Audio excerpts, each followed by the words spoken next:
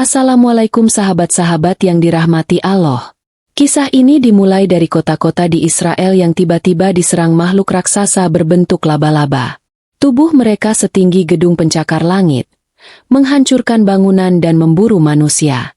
Tidak ada yang bisa menjelaskan asal mula makhluk ini, tapi mereka datang bersamaan dengan kalajengking api dari langit. Kota-kota rata dengan tanah. Semua ini bukan kebetulan. Ini adalah azab dari Allah kepada kaum yang zalim dan congkak terhadap perintah Allah. Saksikan kehancuran demi kehancuran yang menjalar ke berbagai belahan dunia, hingga akhirnya Indonesia pun ikut runtuh oleh kobaran api revolusi rakyat. Tonton hingga akhir untuk memahami makna besar di balik bencana ini. Dan tidaklah suatu kaum dibinasakan kecuali karena dosa-dosa mereka sendiri. Surah An-Nahl ayat 61. Jangan lupa like and subscribe channel ini. Cerita ini dimulai ketika angin panas menyapu dataran Al-Madrah. Langit, yang biasanya biru teduh, kini berubah menjadi kemerahan seperti bara. Di atas menara istana, Raja Jabar berdiri angkuh, memandang kota yang dulu disebut tanah berkah, kini berubah menjadi ladang derita di bawah kekuasaannya. Semenjak ia naik tahta, Raja Jabar melarang semua bentuk ibadah. Masjid-masjid diratakan, kitab-kitab dibakar, dan suara azan dilarang berkumandang. Rakyat yang tertangkap mengaji diseret ke alun-alun dan dihukum tanpa ampun. Namun di sudut kota tua, tersembunyi di bawah runtuhan bangunan tua, seorang pemuda bernama Zaidan masih mengajarkan huruf hijaiyah kepada anak-anak dalam bisik dan ketakutan. Jika kalian takut, bacalah basmalah, ujar Zaidan lirih. Suaranya tenang, meski di luar sana suara tapak sepatu tentara kerajaan menggema. Di ruang rahasia itulah harapan kecil masih menyala.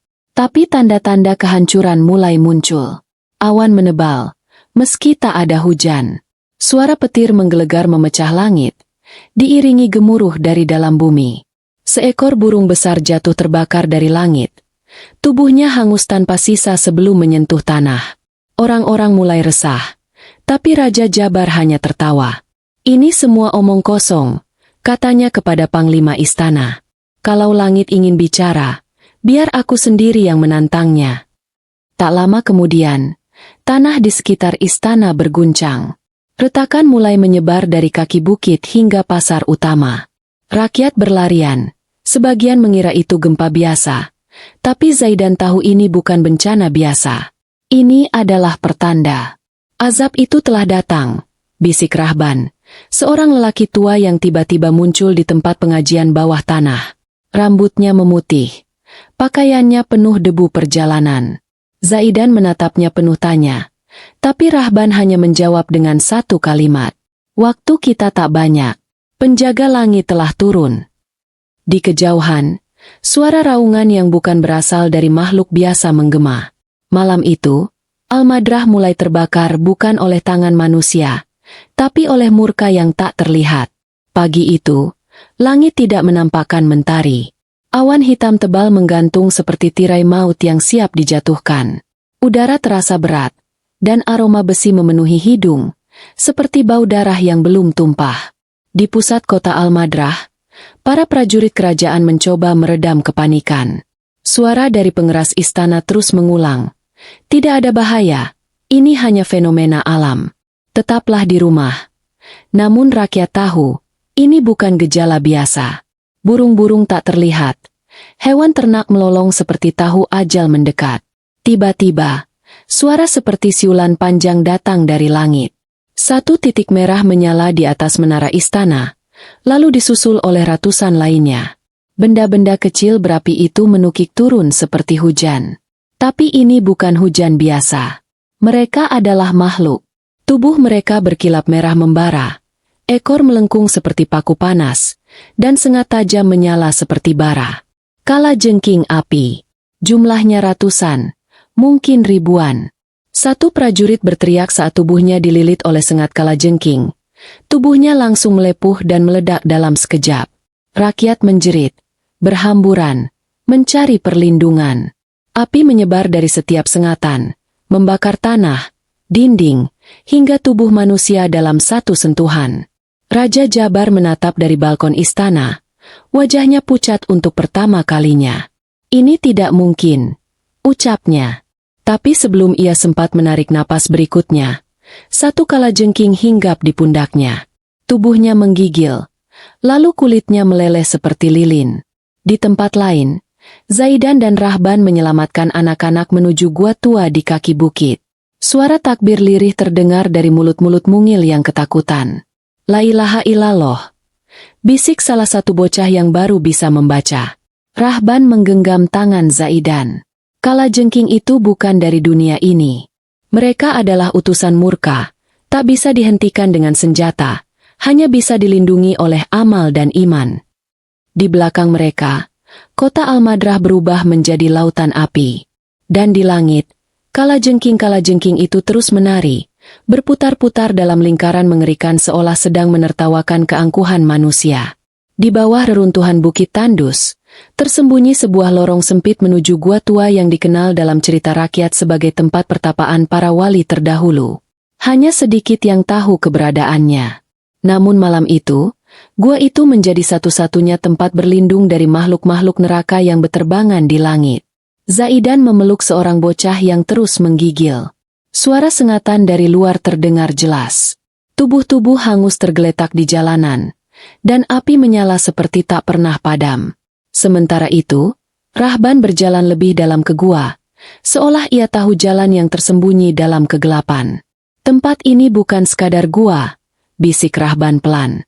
Ini adalah benteng terakhir dari keturunan para penjaga ayat. Zaidan menoleh. Penjaga ayat. Rahban mengangguk.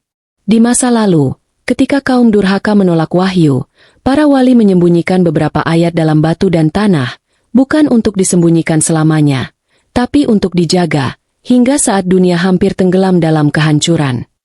Mereka akhirnya tiba di ruangan dalam gua. Dindingnya penuh dengan ukiran kuno, kaligrafi samar yang hanya bisa dibaca oleh hati yang bersih. Di tengahnya, terdapat batu besar berwarna hitam kehijauan, dan di atasnya, terukir lafaz yang bersinar perlahan, seolah menyala dari dalam. Anak-anak yang ikut bersama mereka mulai tenang. Seolah hawa di dalam gua meredam ketakutan mereka. Tak ada suara sengatan di dalam, hanya kedamaian. Rahban mendekati batu itu dan berlutut. Disinilah doa terakhir disimpan, ujarnya lirih. Dan hanya yang tulus bisa membacanya. Zaidan maju perlahan. Ketika tangannya menyentuh permukaan batu, tubuhnya bergetar. Tiba-tiba suara lirih menggema dalam pikirannya, seperti ayat yang dibacakan dari dalam jiwanya sendiri. Dan Allah tidak akan mengubah keadaan suatu kaum sampai mereka mengubah apa yang ada dalam diri mereka. Zaidan terdiam. Ayat itu menusuk ke dalam hatinya seperti cahaya di tengah malam gelap. Di luar gua, makhluk-makhluk api masih mengamuk, tapi di dalam, cahaya mulai tumbuh perlahan dari batu, menyebar ke langit-langit, ke dinding, lalu ke wajah-wajah yang mulai bersujud dalam doa. Cahaya dari batu penjaga ayat terus menyebar, menelusup ke setiap sudut gua dan merambat keluar, menembus bebatuan seperti embun yang mengalir. Anak-anak mulai membaca surah-surah pendek yang mereka hafal, meski suara mereka bergetar. Di antara mereka, suara Zaidan mulai terdengar paling lantang, menggetarkan gua yang selama ini diam. Di luar, kalajengking api masih mengitari langit Al-Madrah. Pasukan kerajaan telah musnah. Istana hangus tak bersisa. Tubuh Raja Jabar hanya tinggal bayangan hitam yang melekat di dinding batu tempat ia dahulu berdiri angkuh. Namun, saat cahaya dari gua mulai menembus permukaan bumi, para kalajengking mulai melayang tak beraturan. Mereka tampak terguncang, seperti dihantam oleh sesuatu yang tak terlihat. Rahban berdiri dengan wajah tenang. Itulah kekuatan dari doa yang dilantunkan dengan iman, ujarnya. Azab datang untuk membakar kesombongan, tapi doa yang tulus dapat membuka langit. Di tengah ruangan gua, Zaidan masih bersujud, matanya basah. Dadanya sesak oleh rasa yang tak mampu ia ungkapkan dengan kata. Cahaya dari batu kini masuk ke tubuhnya, tak membakar, melainkan menguatkan. Ia melihat kilasan wajah ibunya yang dahulu dibunuh oleh pasukan kerajaan karena menyembunyikan mushaf Al-Quran. Aku tidak takut lagi, bisik Zaidan. Perlahan, dinding gua mulai bergetar. Bukan karena ancaman, melainkan seperti ada sesuatu yang terbuka di atas langit. Di luar sana, awan hitam terbelah. Dari balik celah langit itu, cahaya keperakan jatuh, memukul tanah seperti hujan lembut yang membasuh luka bumi. Semua kalajengking api mulai terjatuh satu persatu, tak lagi berkuasa. Api padam dengan sendirinya. Suara tangis anak-anak berubah menjadi takbir yang lirih, namun menggema ke langit. Rahban menoleh kepada Zaidan. Kau bukan sekadar murid, kau telah menjadi penjaga doa, penerus para wali. Tapi mereka tahu, ini belum akhir. Tanah Al-Madrah mungkin mulai pulih, tapi dunia di luar sana masih menyimpan bara yang belum padam. Kabut dari kehancuran Al-Madrah belum sepenuhnya lenyap ketika berita tentang hujan kalajengking api menyebar ke negeri-negeri lain. Dari tanah Palestina yang menangis sunyi hingga padang pasir yang membentang di sekeliling teluk, semua lidah mengguncang nama Allah. Namun di balik gema itu, sebagian pemimpin dunia malah menertawakannya. Di barat, negeri adidaya menurunkan pasukan ke wilayah Israel, menyebut tragedi itu sebagai peristiwa geologis dan bukan azab ilahi. Mereka membangun pangkalan militer besar di tepi reruntuhan Al-Madrah, mengibarkan bendera dengan arogan.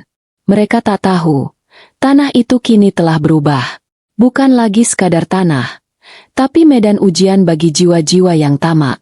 Sementara itu di timur, Rusia meratakan Ukraina hanya dalam hitungan hari. Kota-kota besar dibombardir tanpa ampun. Istana presiden dihancurkan, dan pemimpinnya ditemukan tewas dalam puing-puing. Tidak ada peringatan, tidak ada belas kasihan. Dunia menyaksikan dalam diam. Di Asia Timur, Cina menghancurkan Pulau Taiwan, menyapu pesisir Korea Selatan dengan kapal-kapal tempurnya. Dalam keheningan malam, Korea Utara meluncurkan rudal ke arah Jepang, membuat langit Tokyo bersinar merah menyala seperti fajar neraka. Dan di Asia Tenggara, perang kecil mulai membara. Vietnam menyerbu perbatasan Thailand, yang sejak awal sudah berperang dengan Kamboja. Desa-desa dibakar. Sawah-sawah dibanjiri darah. Orang-orang yang dulu bertetangga, kini saling membunuh demi kepentingan penguasa. Dunia telah kehilangan akal. Tiada lagi perundingan. Tiada lagi perdamaian. Yang tersisa hanya suara dentuman, jeritan, dan tumpahan darah. Sementara itu, di pulau-pulau Nusantara yang selama ini mengaku damai, gejolak mulai terasa. Tidak karena serangan dari luar, tetapi karena rakyat sendiri mulai bangkit. Terlalu lama mereka hidup dalam janji kosong. Terlalu sering mereka dijual oleh pemimpin-pemimpin bejat yang hidup mewah di atas penderitaan. Dan bara itu mulai menjalar dari Papua. Dari balik gunung yang diselimuti kabut dan hutan lebat yang selama ini hanya dianggap sebagai halaman belakang negeri, suara tembakan mulai menggema. Bukan dari senjata militer, melainkan dari senapan-senapan rakitan yang digenggam oleh tangan-tangan penuh luka. Rakyat Papua, yang selama ini diperas dan dijadikan ladang emas bagi para penguasa, akhirnya bangkit. Selama puluhan tahun, kekayaan tambang mereka dikeruk tanpa henti. Pegunungan mereka dilubangi, sungai-sungai mereka diracuni, dan rakyatnya dibiarkan hidup di barak-barak reot tanpa listrik. Anak-anak mereka harus berjalan puluhan kilometer hanya untuk belajar. Sementara putra pejabat di Jakarta hidup dalam istana megah. Semua kesabaran itu kini telah membeku menjadi bara. Kita tidak butuh izin, teriak salah satu tokoh tua dari balik mikrofon darurat. Kita butuh harga diri. Dan kobaran itu menular. Dari Papua, suara perlawanan menyebar ke Aceh, tanah yang pernah berdiri sendiri sebagai kerajaan besar. Rakyat Aceh marah setelah mengetahui bahwa 4 pulau kaya mereka diam-diam diserahkan kepada provinsi lain demi kepentingan segelintir elit. Malam itu, masjid-masjid di Aceh dipenuhi dengan para pemuda yang bersumpah atas nama Allah untuk tidak tunduk lagi. Di timur, Maluku menyusul. Pulau-pulau kecil yang selama ini dijanjikan pembangunan, kini hanya menjadi perhentian kapal-kapal asing pencuri ikan. Pemerintah pusat tak pernah benar-benar peduli, kecuali saat ada sumber daya yang bisa diambil. Sementara itu, para pejabat di ibu kota masih berpesta. Mereka tak sadar bahwa seluruh Nusantara telah menyala dalam nyala revolusi. Televisi menyiarkan berita tentang konflik luar negeri, sembari menutup fakta bahwa Republik sendiri sudah retak dari dalam. Dan di balik semua kekacauan itu, generasi muda bangkit. Mereka tidak lagi percaya pada pemilu. Mereka tidak lagi percaya pada pidato. Mereka hanya percaya pada satu hal, keadilan tak akan datang dari istana, melainkan dari suara rakyat yang bersatu. Dalam sepi malam, dari puncak Bukit Papua yang menghadap ke arah Jakarta, bendera merah putih berkibar dengan cara yang berbeda. Tidak lagi sebagai simbol negara, tapi sebagai peringatan bahwa yang lama harus tumbang, dan yang baru akan lahir dari bara ini. Ibu kota yang selama ini berdiri megah, dengan menara kaca menjulang dan gedung pemerintahan yang dibangun dari uang rakyat, akhirnya menjadi panggung terakhir dari keangkuhan yang telah lama membusuk. Jakarta, pusat segala kekuasaan dan kemunafikan, kini dikepung oleh gelombang protes yang tak bisa dihentikan dengan pasukan, gas air mata, atau siaran televisi yang dimanipulasi. Semuanya bermula saat ribuan pemuda dari seluruh penjuru Nusantara mulai berdatangan. Dari Surabaya, Medan, Makassar, Palu, hingga pulau-pulau kecil yang selama ini terpinggirkan. Mereka membawa semangat, bukan senjata. Tapi di mata penguasa, kebenaran lebih menakutkan dari peluru. Kerusuhan pecah di lapangan Monas. Api membakar pintu utama gedung parlemen. Patung-patung kemegahan tumbang oleh palu-palu kecil yang dibawa rakyat. Dan di layar kaca, wajah-wajah pejabat mulai menghilang satu persatu. Sebagian melarikan diri ke luar negeri, sebagian lain tertangkap oleh rakyat di bandara dan dipermalukan di hadapan umum. Saat itu, istana presiden dikosongkan. Presiden dan menteri-menterinya yang rakus telah mengirim keluarga mereka pergi dengan jet pribadi malam sebelumnya. Tapi mereka lupa satu hal. Mereka tak bisa kabur dari murka rakyat dan kutukan dari kezaliman. Zaidan, yang kini dikenal sebagai penjaga doa dari Al-Madrah, datang ke Jakarta bersama Rahban. Bukan untuk memimpin pemerintahan, tetapi untuk menyalakan cahaya di tengah reruntuhan. Ia berdiri di tengah lapangan yang dulu hanya diperuntukkan bagi upacara mewah para elit, lalu mengumandangkan adzan. Suara adzan itu menggema, bukan dari pengeras suara masjid, tetapi dari dada-dada yang mulai bersujud di tengah abu dan puing. Puluhan ribu rakyat berlutut, menghadap ke arah yang sama. Mereka tidak lagi mencari pemimpin baru, mereka hanya mencari ridho dari Yang Maha Tinggi.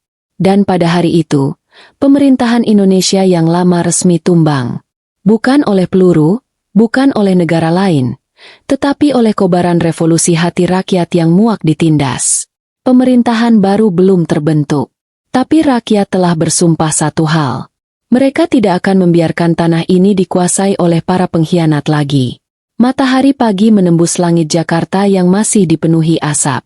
Reruntuhan gedung pemerintahan berdiri bisu seperti saksi sejarah yang telah jenuh melihat kelicikan para pemegang kuasa. Di antara puing-puing itu, berdiri ribuan orang dalam barisan sujud. Wajah-wajah mereka tidak lagi menyimpan amarah, tapi tekad. Tekad untuk tidak mengulangi kesalahan masa lalu. Zaidan berdiri di depan reruntuhan tugu istana, dengan kitab lusuh dalam genggamannya.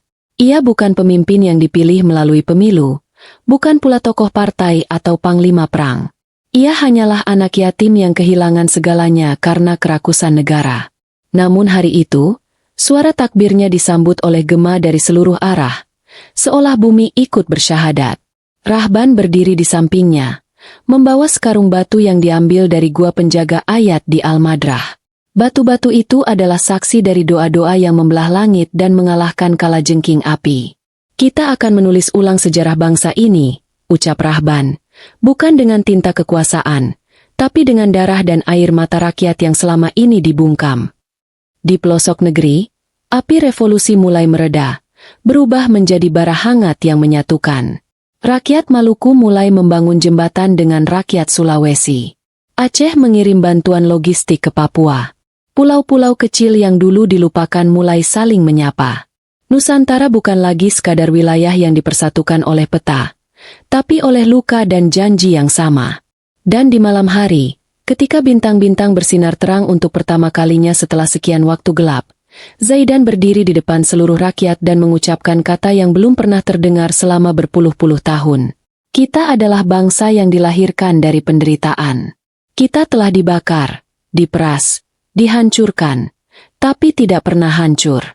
Dan mulai hari ini, kita akan menyalakan cahaya dari bawah, bukan dari istana. Suara takbir menggema dari seluruh penjuru negeri. Dan di langit, awan hitam perlahan tersibak, digantikan oleh sinar lembut yang mengalir ke bumi. Disinilah kisah revolusi itu berakhir. Namun perjuangan baru saja dimulai. Hikmah dari cerita ini, ketidakadilan yang dibiarkan akan menjadi bara yang membakar dari dalam. Kesombongan penguasa akan hancur di hadapan doa orang yang terzalimi. Kekuasaan yang tidak memikirkan rakyat hanya menunggu waktu untuk runtuh. Revolusi bukan selalu tentang senjata, tapi tentang kesadaran bersama akan hak dan keadilan. Pemimpin sejati lahir bukan dari pemilu, tapi dari penderitaan yang dipikul tanpa pamrih. Doa yang tulus lebih kuat dari bom dan rudal. Rakyat yang bersatu karena iman dan luka tak bisa dikalahkan oleh apapun. Negara yang lupa pada daerah terpinggirkan sedang menggali kuburnya sendiri. Allah akan menguji suatu kaum dengan kesempitan agar mereka kembali kepada jalan yang benar. Ketika bumi dibakar oleh keserakahan, maka iman adalah air yang akan menyelamatkan jiwa. Dan Allah tidak akan mengubah keadaan suatu kaum, sampai mereka mengubah apa yang ada dalam diri mereka. Surah Ar-Ra'd ayat 11. Terima kasih sudah menonton. Salam revolusi.